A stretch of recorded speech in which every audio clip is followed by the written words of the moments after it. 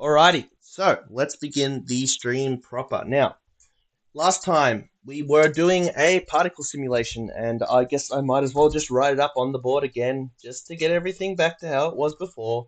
Particle simulation, and then we'll draw a box, and we'll get some balls, and we'll have them flying around, because that is what we're trying to make. And while that's all getting set up, I'm going to quickly try and make sure that I have the stream project loaded up. I really should have done this before I started recording, but it's okay. It will only take a few secs to get processing loaded. And I've got the previous version of the program back up and running from last time, so we should be able to continue right from where we left off. So let's just quickly check if there's anyone talking. Not yet, that's fine. We are still loading, processing. All right, there we go. And processing has loaded. So now we can go right into the webcam mode. So we've got the same, what's it called? Same program as last time with this exploding bouncy balls. And the next step is we want to add some gravity. So let's take a brief detour and talk about finite difference methods. So we're actually already, I wasn't planning originally to go into this until next episode, the next project, but since we're here, we might as well. So, well, it's not really, I guess. Well, basically, when you're doing a physics simulation, basically what you are doing is discretizing a continuous version of the physics, right? So there are two really basic equations that we're dealing with here. Or I guess one, but it will make it two in a second. And those are just that one, that the velocity, sorry, we got to do it the other way around, that the change in position with respect to time is equal to the velocity. And here I'm drawing those with arrows on top to show that indeed they are vectors. So, right? But when we notice in our program, what we're actually doing is we change this into code and we say x plus equals dx. X plus equals v in the x direction. Y plus equals v in the y direction. For v here, these are just the components of our velocity vector. And this x and y, these are just components of our position vector, which I'm calling x, if that makes sense. So we are already, in a sense, doing this. I'll talk more about it probably next time, but this is the essence of finite difference time domain. You take your equation and you discretize it. So instead of a derivative, you have a change, delta x, by some small time step, delta t. In our case, we're only doing it like once every frame, right? And we're implicitly, since we're just adding on the velocity directly, we have implicitly that our delta t is 1. But in the future, we might change this, especially when we're doing actual wave equations and stuff, where it's going to be important what the delta t is, right? So, yeah. And another thing we could do if we wanted to speed up the simulation, or if we wanted to make it more accurate, is we could also introduce a delta t effect, and that would essentially slow the whole simulation down if we just did it naively, but we could also loop through it and do it multiple times a frame, and that would speed things up. So there's a lot of different things actually, and I should probably like actually work through some of that before we move on to the next project, since we do have the particle simulation here. We do have this first project. The goal of this project is to do the essence of simulations and stuff. So we might as well go through all that rigmarole before we move on to the next project, which will be the advection equation. So yeah, anyway. But so far we've only done, and obviously then this, so we move the delta t to the other side, right? This is our time step, delta t. And our delta x, we replace that with the difference between x at t plus 1 and x at the previous time step. And then we move this previous time step to the other side. So now we get that our new x is equal to our original x plus the current velocity at time t, times delta t. And obviously we can, that's what we're basically doing in the program right now. But what if we also want to change the acceleration? So we want to introduce, for example, gravity. Well, we know, for example, that the force of gravity is always going to be equal to the force of gravity on the surface of the Earth is going to be equal to the mass of the object times g, the gravitational constant, or the local gravitational acceleration near the surface of the Earth, which is going to be around 9.81 meters per second squared, or something like that, right? Of course, we don't actually care about the force, we just want the acceleration, and the acceleration is just going to be the force divided by the mass, which is just going to be g. So the acceleration due to gravity is always going to be g. So we want to actually apply that in the same way that we are doing changing x. We also want to change the acceleration. So we start with our equation for acceleration, that the change in velocity over time is equal to our acceleration vector, which is going to be equal to g downwards. So negative g in the j direction. Or actually in processing, so just a quick note, in processing,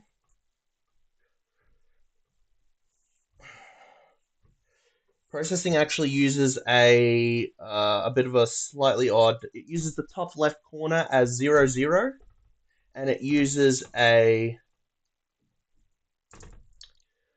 sort of upside down coordinate system where it goes left to right for the x direction, but the y direction is top to bottom. So the top left corner is 0, 0. As you go to the right, the x direction increases. As you go down, the y direction increases, or the y coordinate increases. So it's a little weird, but that's just how it is. So if we are labeling this,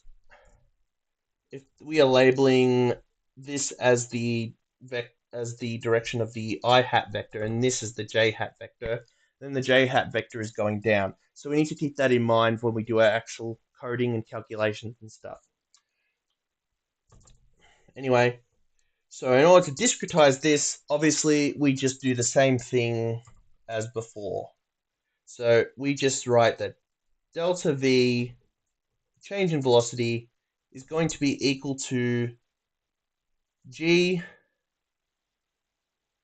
in the j direction, and then we can rewrite that with the delta.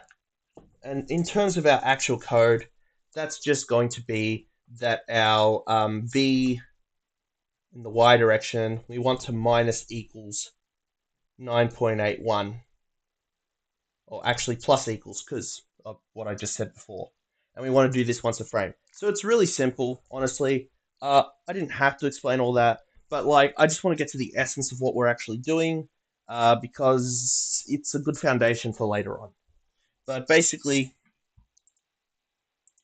if we actually go to, our code and we load that up, all we have to do is go to our update section, and before we put in our, what's it called? So between when we update our position and that, actually we can do it before, I guess. Well, we'll see. We'll see. So before we update our position, we also want to change our velocity. So we want to go Vy plus equals G. And we're going to set G equal to some constant. We're not actually going to use probably 9.1 because it might be too much. Actually, we'll call it gravity. We're going to say Vy plus equals gravity. And we're going to set the gravity equal to, we'll set it to 0.01 at the moment. You actually don't want it to be very big because it accumulates really quickly. So if we press the play button now, we'll see that the balls, okay, they're actually acting pretty similar to before. So let's increase the force of gravity by 10. Maybe we'll start to see something different. Aha! So now our balls are bouncing. Isn't that awesome?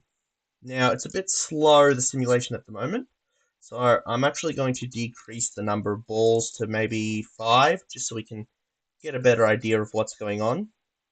Okay, our simulation is a bit slow, so there are a couple ways of dealing with this. One, as I said, we can increase our time step. So let's create a time step, delta t, double dt,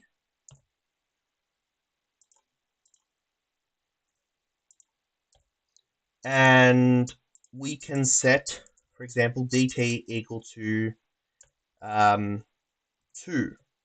Now, the problem with this is it's going to make our simulation more unstable. So there's an inherent, when it comes to doing simulations like this, there's sort of an inherent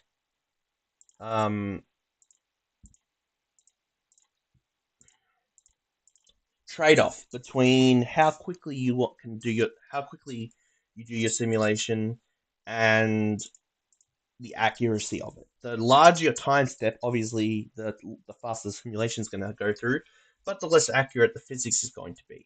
In our case, since we're sort of our amount of computation is limited by our frame cap, basically, processing can only handle so many frames a second, maybe up to 200 or something. I'm not really sure. We can actually do better by putting everything in a loop, but we'll do that in a second. Let's just see what this looks like. Right, so now it's a bit faster. We can set our, oh, whoops, it's not faster yet. We haven't actually put in our times delta t. And actually, a thing about the delta t and the gravity and, let me think about this. Yeah, okay, just give me 7 seconds. All right, cool, yeah. So now our time steps are going a bit faster. You can see that things are bouncing. Now, if we look closely though, we will notice, so honestly, I'm going to keep dt at 1 for the moment, and instead I'm going to increase the gravity again to 0.5. That should really get things bouncing. All right, great. So we got the balls bouncing, pretty cool, but you'll notice that they are, over time, losing energy. Now, and also that one now is freaking out and has actually gone below the floor, which is not ideal. So what's going on here? Why are our balls losing energy? We didn't program any losses into the system. We didn't program the system to lose energy. So that shouldn't be happening, right? Well, turns out this is actually a bug that this is actually an issue with the way we are integrating with the way we are doing our code. So with the way we're doing it, where we just directly increase the values, The way we do it, where we just directly increase the values and go from, some equation straight to, so currently, if we got this equation, dx dt equals v, and we're going straight to x plus equals v, right? Once a frame. Now, that's our first thing we're doing. Sorry. No, let me start again. You know what? I'll just skip straight to the good part. Currently, what we're doing is we have acceleration, and then and we're plussing our velocity. Then we're doing velocity. Then we are changing. Oh my god, everything's backwards. Currently, we are taking our velocity and changing it by acceleration. Then we are taking our position and changing it by our velocity. And crucially, only after we do all that, we are doing a collision check, where we're saying velocity times equals -1 on collision. And the problem with this is, say, for example, we're going down and we start with, say, 0 velocity. We increase to 1 velocity downwards, we go down by 1. We increase by 2, now we go down by 2. Then we go down by 3, and so on and so forth. So you can imagine, for example, that you have a ball, and let's imagine this is the height. This is the y position, the height. Let's just call it y. This is y, the height. And this is t, time. And maybe the ball's moving left or right. Maybe it's not. We're going to visualize here as it moving to the right, but that's really showing the passage through time. So it's going to go down by 1. Then it's going to go down by 2. Then it's going to go down by 1, 2, 3. And let's say that the floor is actually here. So right after that, it's going to check its collision, right? And a velocity here is going down by 0, then by 1. We'll use minus here. -2, -3. So the velocity is -3. It's going down by 3. Now, all of a sudden, it's hit the bottom. So now, the next thing that happens is it realizes it is below the floor, and it needs to reverse its velocity. So, in order to... sorry, guys, just give me 10 seconds. I've got to close the door.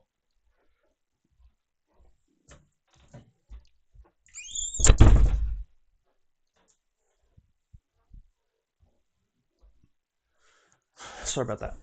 Probably shouldn't have slammed it.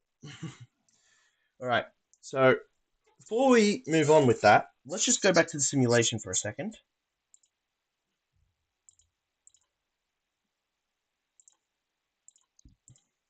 And let's see what happens if we update the gravity after we update our velocity. Will that make a difference? And let's see what happens. And if you look closely, you'll see that actually the balls are not losing energy, they're gaining energy. They're gaining height as we go. So that's interesting too. So let's consider that scenario as well on the blackboard. So back to the blackboard.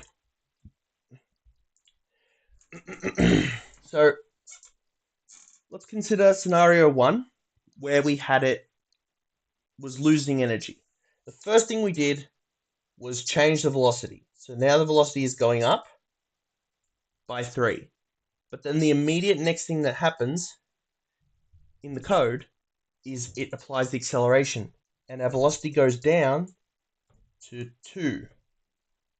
So you can see already there's an offset.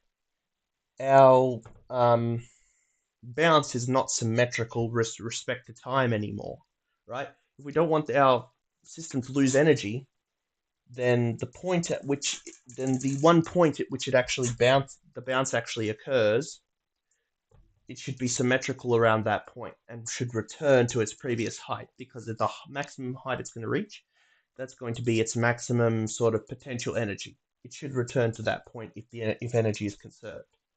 And you can see that if we go up by 2, and then by 1, and then 0, we're actually missing a whole 3 steps, right? Because the distance is here, between here and here is 3. Distance between here and here is 1, 2, 3, 4, 5, 6. So we started at a height of 6, and we ended up at a height of 3. And that problem's only going to get worse as the velocity increases before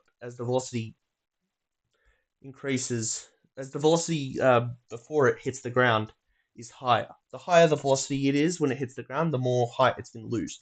Because instead of losing 3, it's going to lose, 5, for example, right?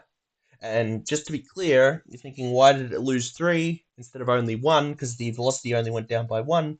That's because the velocity is also going down by 1 every frame, right? So from 2, it's going to go to 1. From 1, it's going to go to 0. So essentially, by losing 1 bit of velocity, it's skipping directly to the 2. So this whole segment here is coming from here. And so you're missing out on this whole 3 that's supposed to cancel out. On the other hand,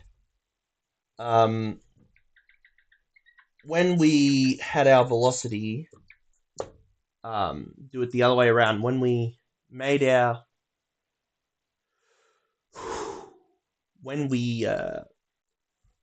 changed our code so that it was in the other way around, so that it moved, then changed the velocity, then moved, then we ended up with a bit of a different situation. So let's go from here again, and we'll start our velocity at 0. Then we move. Then we update our velocity. Then we move. Then we update our velocity. So far the same. Then we update our velocity. Then we move. Okay. Now we update our velocity to -3. We check.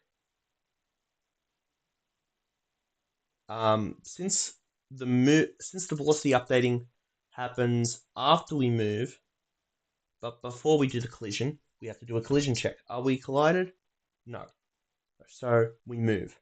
We move -3. We update our velocity now to -4. Way down. But then we do the collision check. And we realize we're below the floor. So we actually go up by 4. And now that we've done our collision check and reversed our velocity, we move. And so we move, we change our velocity to 3, then we move 2, and so on. We change our velocity to 3, 2, 1, 0. And as you can see, we end up gaining an entire 4 points of height, although it's not drawn well in this diagram. You get the point, right? It's supposed to be 4, then 3, then 2, then 1, then 0. Oh, that's almost a perfect parabola there. Well, sort of. Anyway. The point is you gain 4 points of height. And so it's not just because of, obviously, it's not really about, whether we do it before we update the position or after we update the position, because those situations are essentially equivalent. If we ignore the collisions, then going position, velocity versus velocity, position, it's the same, right? Except for the first, you started at a different point, but then you're repeating the same 2 steps one after another. So it's basically the same thing. The key is how the velocity update step interacts with the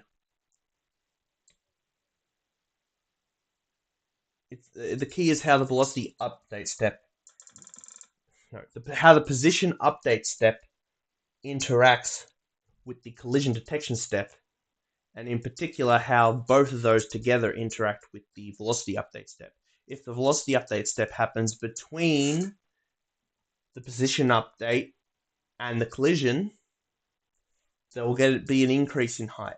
If the velocity update happens after, if the velocity update happens after, no, god damn it, I'm talking in circles. If the velocity update happens before the position detection, but after the collision detection, but you get the point. All right, give me 10 seconds to get this right. If the position updates, then the velocity, then the collision detection, you gain energy. If you update the velocity first, then update the position, then do the collision detection, you lose energy. So what's our solution? Well, there's actually a pretty simple solution. And all we have to do is actually pretty simple.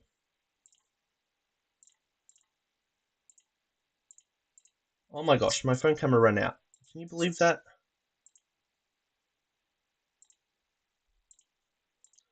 When did that happen? God damn it. Alright. Gosh. Technical difficulties. Just a second.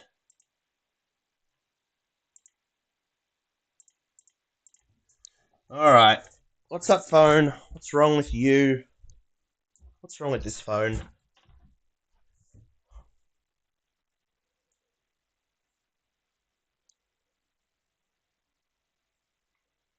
Oh, it's because I closed the door, isn't it? Oh, I forgot about that. I forgot that closing the door causes an issue, which is the whole reason I had the door open in the first place. Gosh. So when I closed the door, did that cause the whole thing to stop working? Guys, just give me 10 seconds to just check, like, how much of that I lost on the stream.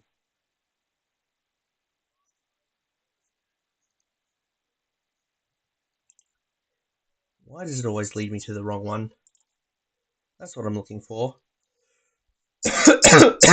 Alright, guys. 10 seconds. I'm just checking something.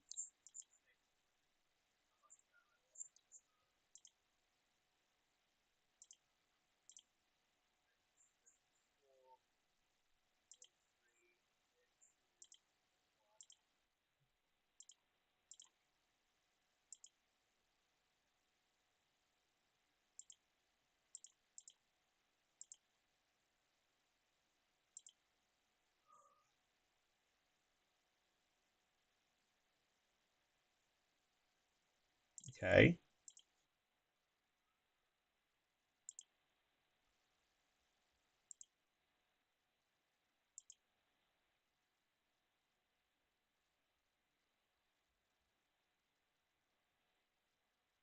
Ten seconds, guys. Just double checking something on the computer here. All right, the camera just turned off randomly through it. I might have to do that explanation again. That's fine. Alrighty then. That's disappointing. Very silly. All right, let's try that again. All right. That was really silly. The camera cut out. I guess next time I need to make sure that I can actually see what's going on there when I use the camera, so I can tell if it's cut out or not. So let's zoom in. 1.9. Let's do this again. There's clearly too many technical difficulties. But you know what? It is what it is, I suppose. So let's try that again. All right. We were looking at the two scenarios for when we do the energy for the bouncy balls, right? Originally, we updated the velocity with the acceleration term first. So we did velocity plus equals acceleration. Then we did position plus equals velocity. Lastly, we did the collision update. Velocity times -1 in the y direction on collision. 1, 2, 3 in a cycle. And basically, the thing is, oh gosh, this thing is it's so laggy. Why does it have to be like that? It was working fine before. All right, I'm just gonna wait for it to do all that. So yeah, velocity plus equals a, x plus equals v. So velocity, we update the velocity with respect to the acceleration first, but then we update the position with respect to the velocity, and then we reverse the y coordinate of velocity if there's a collision. So yeah, just give me 10 seconds to deactivate and reactivate this webcam, because clearly it's not working properly. Is that working better? No. It's very laggy all of a sudden. Someone else must be using the internet. There's not really much I can do about that.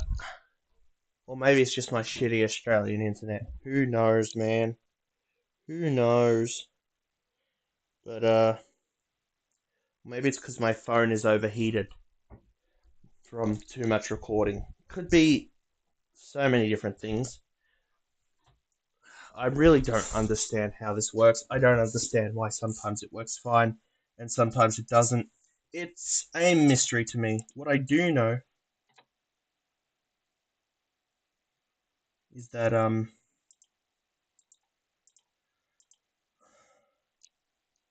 what attractors will I be simulating? We're not doing any chaos theory today, at least.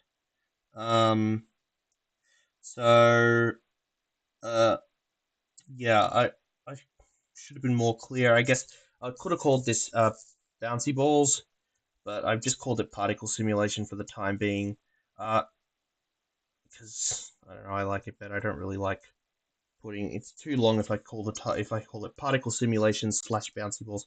It's not really. It's going to be more like an ideal gas situation. So your particles, they bounce off each other, um, and you can simulate Brownian motion and a bunch of other cool things. That's all I'm really planning on doing for the moment, though. At least for this time round. Oh my gosh. This camera has done it again. This really is not good.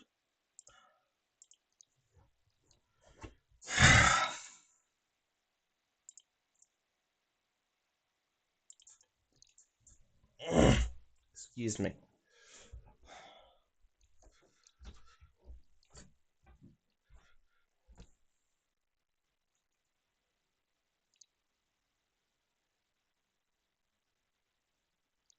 Right. Is that working?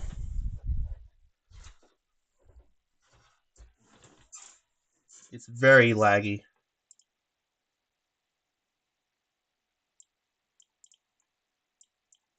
Yeah, I have no clue how to fix this. Right, so I've just got back to the couch now, eh? Oh well, look, I'll do my best to explain it, even though it's constantly malfunctioning. I mean, I guess I am an amateur at all this. So anyway, so we're going through velocity, position, collision. And you can imagine if we're starting at 0, we're going -1, -2, -3. The last thing we do before we collide is we've updated our position. So we still have our original velocity of -3. On our collision, we change that to a +3. But then the next immediate step is we apply our acceleration and we update our velocity. So instead of being +3, it's only +2. And then going through the rest of the rigmarole as before, that becomes a +1, which becomes a +0. and we lose 3 points worth of height, which is basically 3 points worth of energy as well in the system. So we do it this order, we lose energy. If we swap the order and update our position first, then our velocity, we have the opposite problem. The last thing we do after when we have collision, the last thing we just did was update our acceleration. So we moved our position to we moved our position from here to here. That was step one. Then we change our acceleration. So now our new acceleration is going to be -4.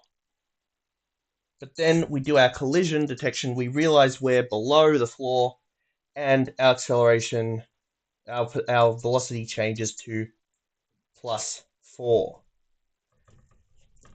At this point, we can rub all this out, and then going through the rest of the steps, +4 becomes +3, which becomes +2, which becomes +1. Oh god, I've done this horribly. You get the point. It becomes 3, 2, 1. Oh god, I'm terrible drawing. 2, 1, 0.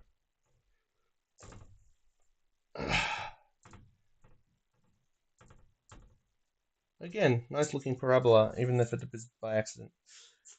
Point being is now, this time, you gain 4 points of height or 4 points of energy overall. So, is there a solution? Turns out there's a really simple solution. Going back to the code at hand.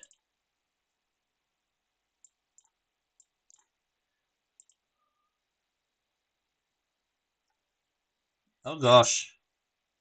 Well, is it showing everything? Yeah, it's showing everything. It's a bit laggy.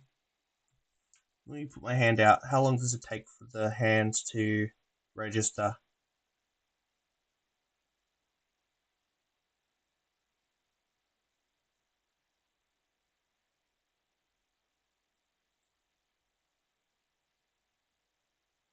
I suppose the camera cut out and restarted itself at one point, didn't it? Oh well, that's alright. Anyway, doesn't really matter because now we are switching on to, well, the other camera, which will work way better. So, well, at least I will, assuming that that explanation made sense and I don't need to repeat it.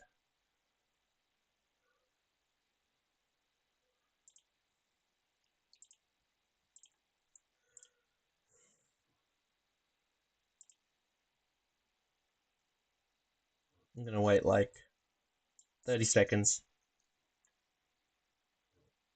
Oh, you're from Twitch, not from YouTube. Awesome. I think I screwed up my YouTube by making a stream earlier for like 5 minutes and then ending it. And then restarting it and making this proper stream. But oh well. Alright. So I'm gonna go ahead and move on. So the way we have it right now, it is gaining energy, I think.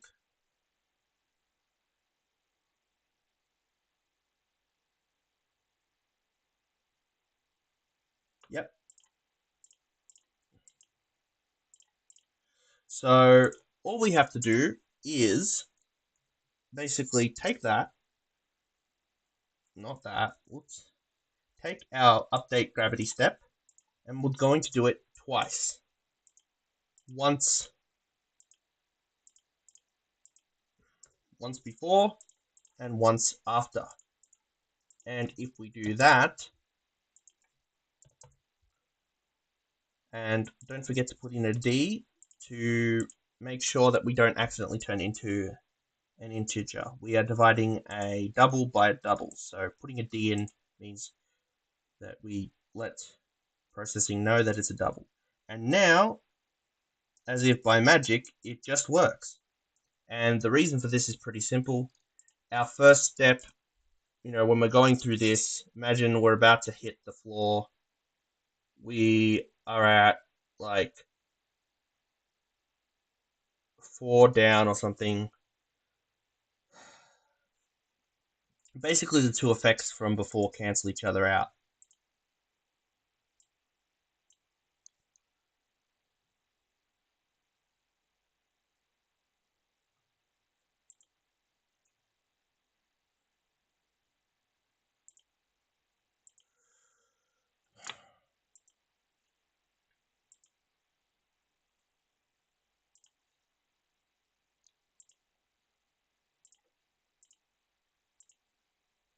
So that is how you get gravity. I might as well do the whiteboard just to be sure. No, it is way too laggy. All right, I was gonna move on to the next step and do the what's it called?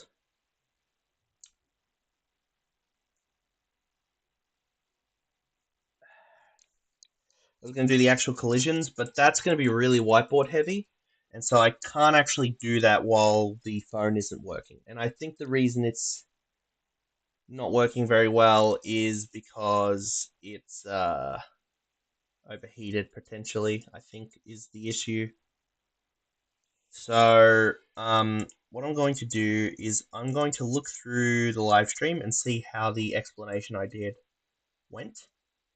And we'll see if it sounds good or not. Now I'm listening to myself. That's interesting. All right, so I'm going to pause the stream for a bit. And I'm going to mute my mic.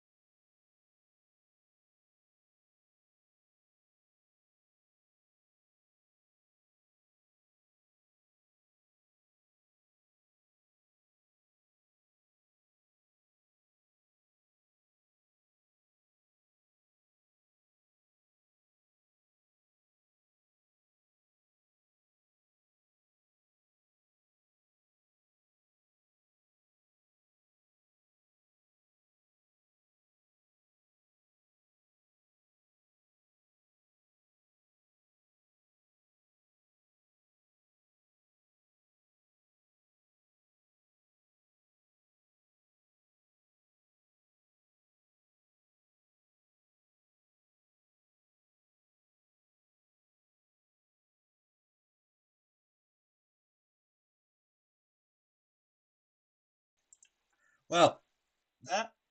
Oh, it's working. It's working. Okay, epic. All right. All right. Let's try this again while it is working. I'm looking at myself. It's fast. It's working fast. All right, we're going to try this one more time just because everything's working fast now. Is it OBS that's the issue? Because now it's slowing down. When I had it on paused, the camera was still on. It must be OBS itself. It must be because I'm streaming. Ah, well, in that case, that's kind of a difficult issue to solve. Now I'm really paused because it looks like I'm still sat down, but I'm not, you know? So what happens if I change to the paused section, right? I'm still paused, and now I unpause.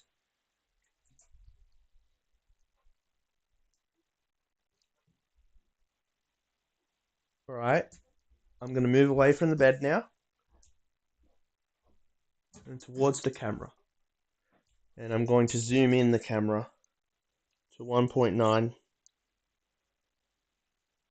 like it's supposed to be.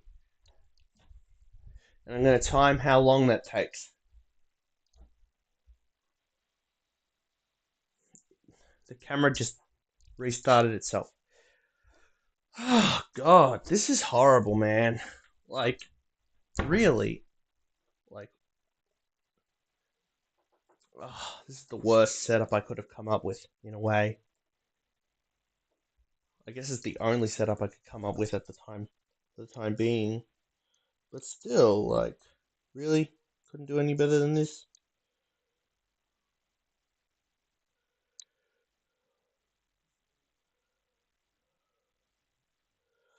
Alright.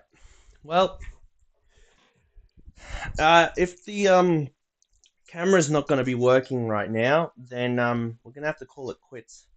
Because, to be honest, like, the next part of the simulation is really going to depend on getting a good explanation.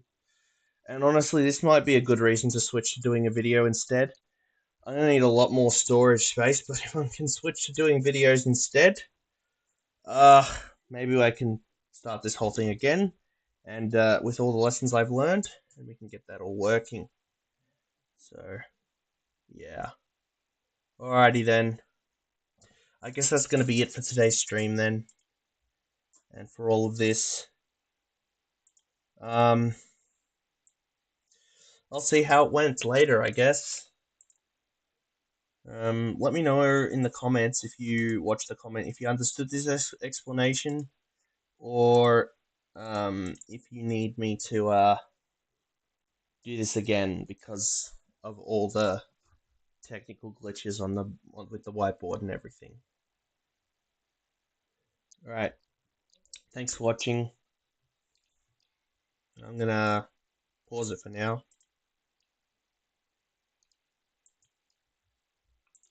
I did want to keep going, but like,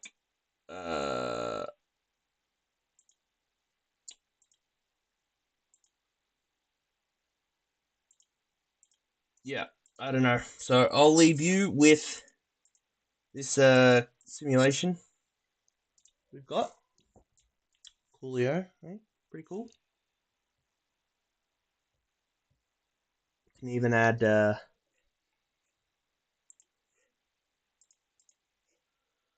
let's add some more balls. Make that 50 again. And this time I'll remember to save.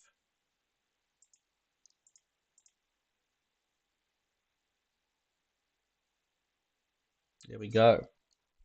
Awesome.